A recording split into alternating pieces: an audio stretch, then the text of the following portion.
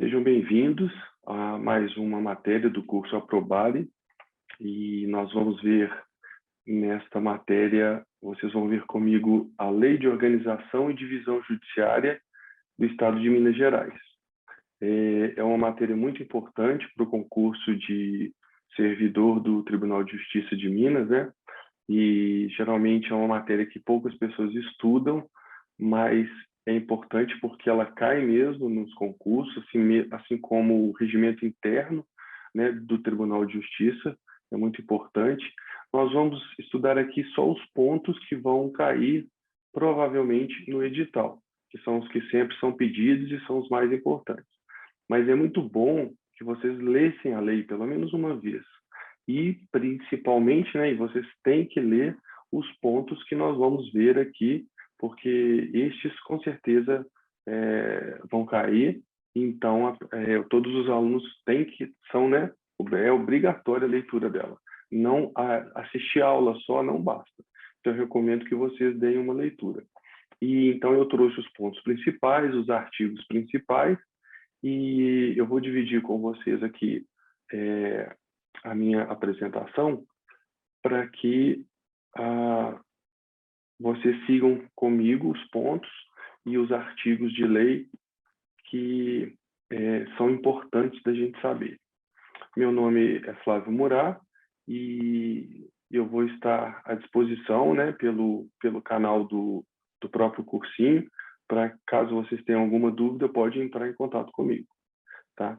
Então, nós vamos estudar a Lei Complementar Estadual do Estado de Minas Gerais, número 59. Ela foi editada em 18 de janeiro de 2001. Lembrando a diferença de uma lei ordinária e uma lei complementar, né? Vamos pegar a coisa do básico. Por que essa lei de organização e divisão judiciária é uma lei complementar? A lei complementar, ela tem as matérias definidas, no caso, né, que é uma lei complementar estadual, ela tem as matérias definidas na Constituição do Estado de Minas Gerais.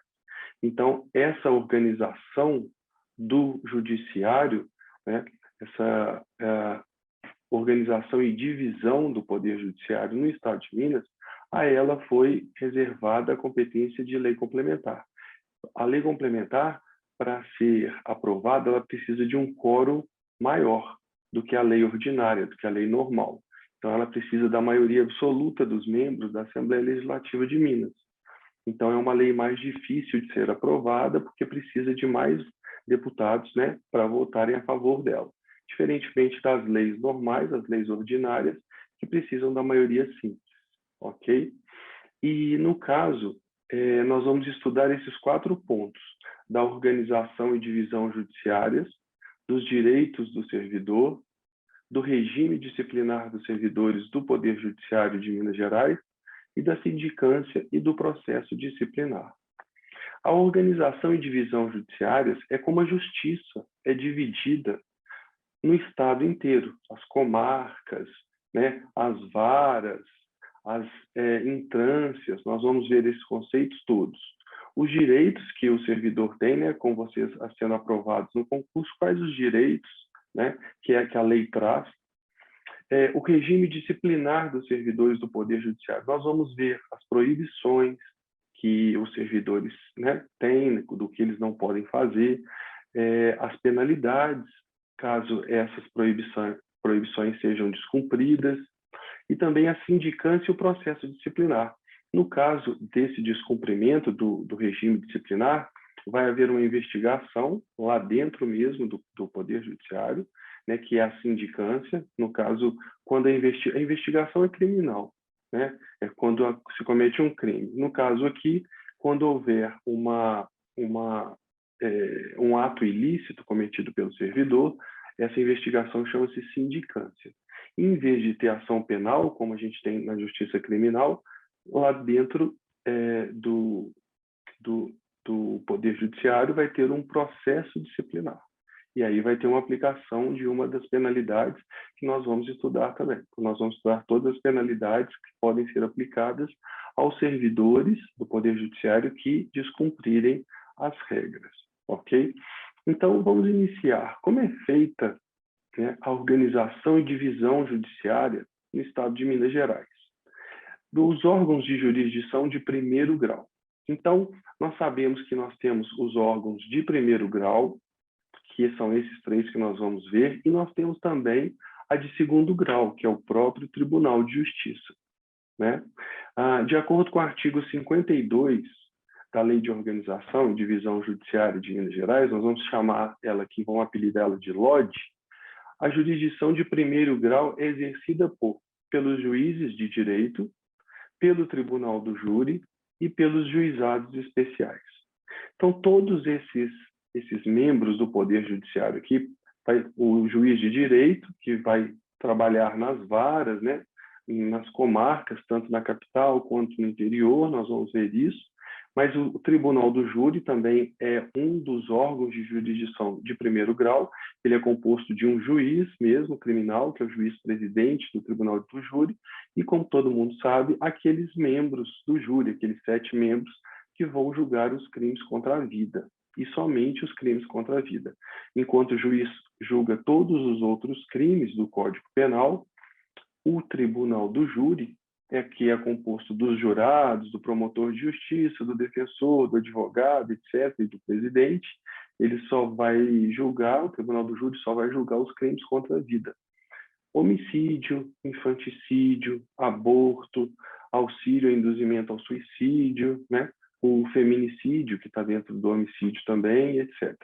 E os juizados especiais, que vai ter lá os juízes para as causas, né, de menor valor, ou os crimes de menor potencial ofensivo, né, que muitas pessoas chamam de juizados de pequenas causas, mas esse não é o termo correto é juizados especiais. Aí temos os juizados especiais criminais, os juizados especiais do consumidor, e alguns outros, que nós vamos ver.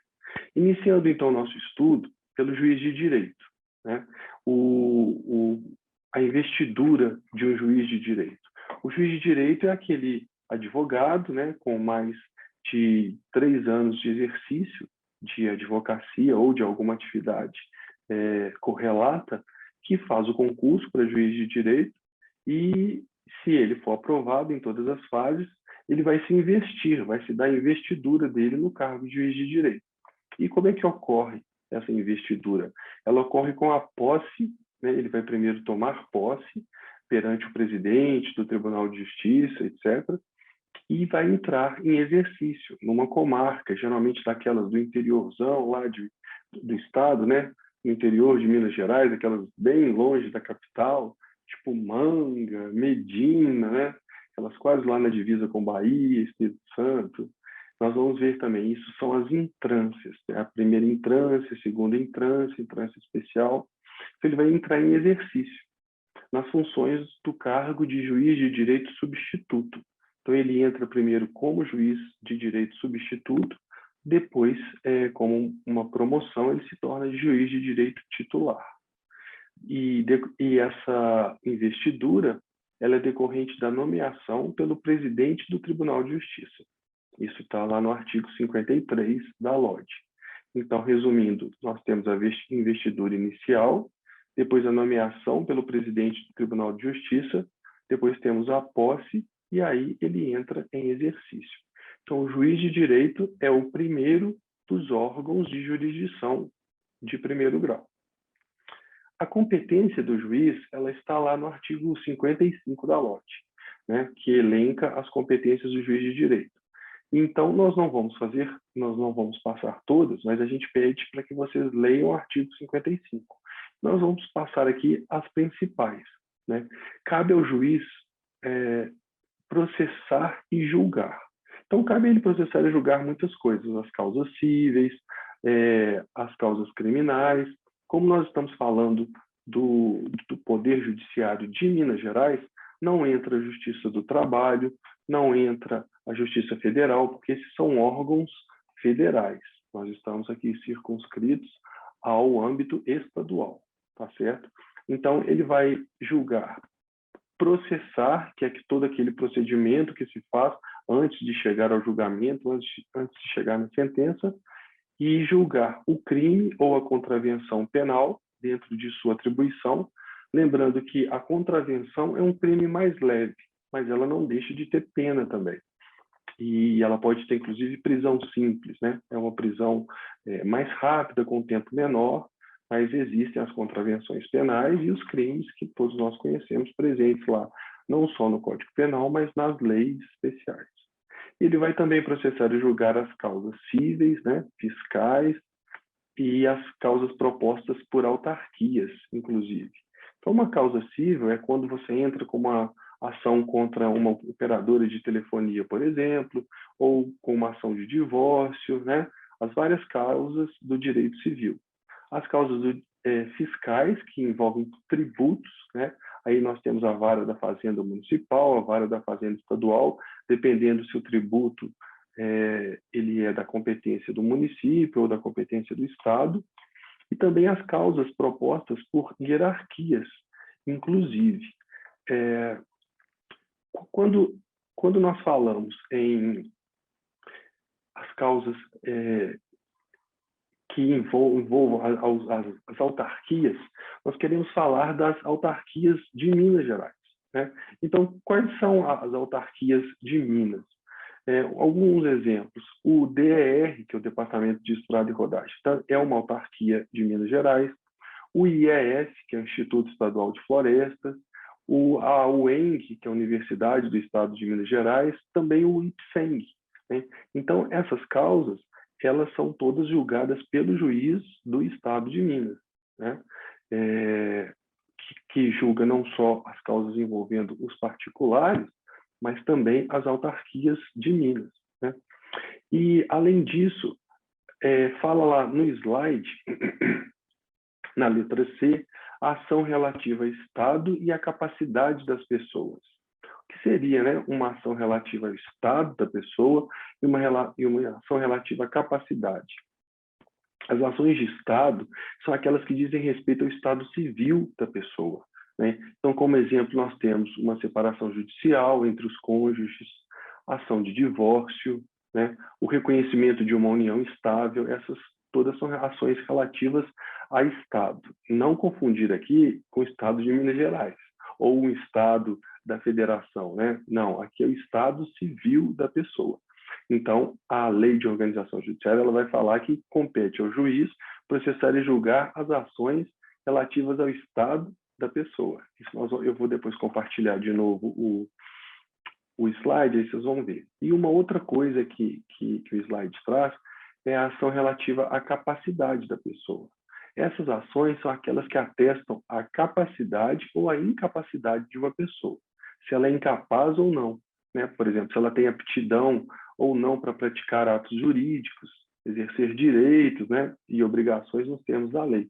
Um exemplo que nós podemos dar de uma ação relativa à capacidade é a ação de interdição, quando vai interditar uma pessoa porque ela é incapaz, né? Ela não pode atuar nos atos da vida normal por causa de algum problema, né? Algum problema mental, etc. Então, entra com uma ação relativa à capacidade da pessoa. Também uma ação de nomeação de tutor, uma ação de nomeação de curador, né? A tutela ou curatela. Então, essas são essas ações relativas à capacidade. Continuando aqui no nosso... Então, aqui, essa é a letra C, ação relativa a Estado e capacidade das pessoas. Já a letra D, ação de acidente de trabalho, não confundir aqui, muito importante, por isso que até que eu trouxe isso em azul, com as ações trabalhistas. Essas são julgadas pela Justiça do Trabalho. A Justiça do Trabalho não é a Justiça Estadual, não é o juiz de direito estadual, é o juiz do trabalho, que é um outro concurso, é um outro ramo do Poder Judiciário, é uma justiça federal, uma justiça da União e não do Estado, tá certo? Mas o juiz estadual ele vai julgar apenas ações que sejam sobre acidentes do trabalho, aí é da competência dele. E um outro exemplo, a suspeição de juiz de paz e, em causa de sua competência, uma suspeição de servidor dos órgãos auxiliares. Então, por exemplo, quando o juiz de paz é aquele que faz os casamentos, né?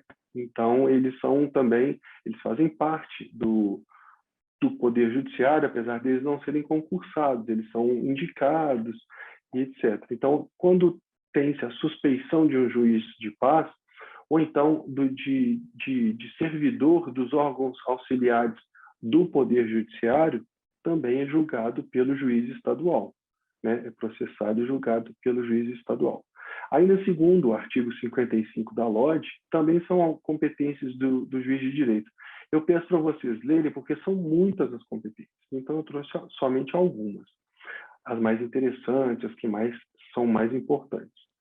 Processar o recurso interposto de sua decisão, ou seja, depois de uma sentença que o juiz dá, se a parte estiver inconformada, ela vai interpor um recurso.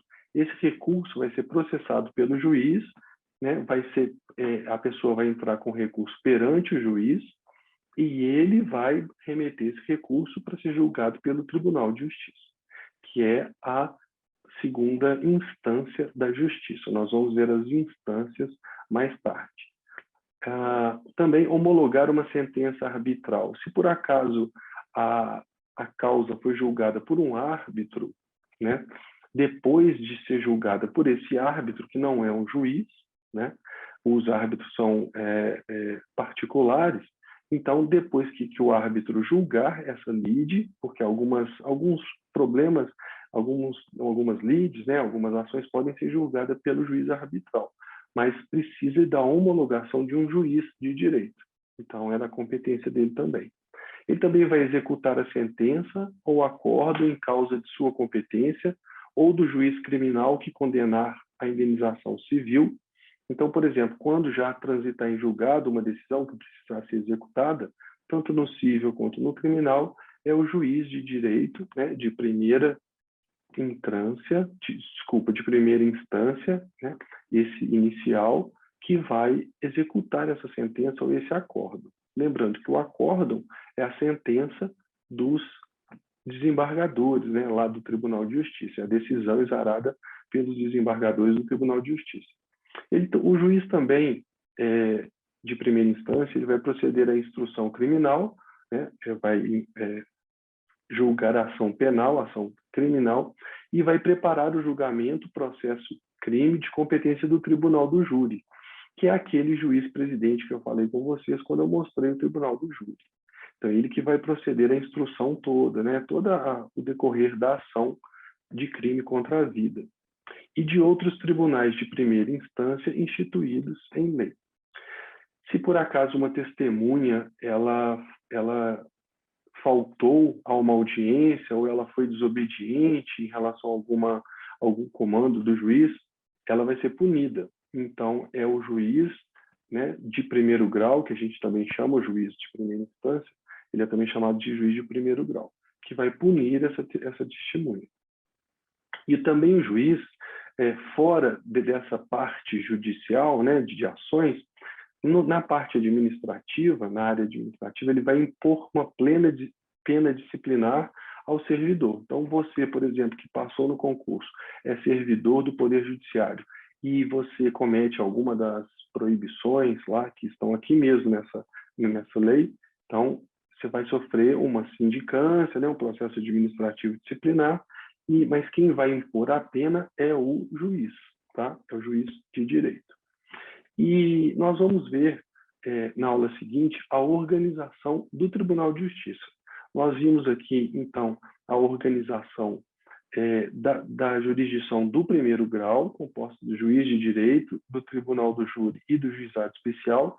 Esses três órgãos é a chamada primeira instância, né? A segunda instância vai ser o Tribunal de Justiça. E isso nós vamos ver na próxima aula, ok? Então, eu aguardo vocês lá na próxima aula. Um abraço e até a próxima.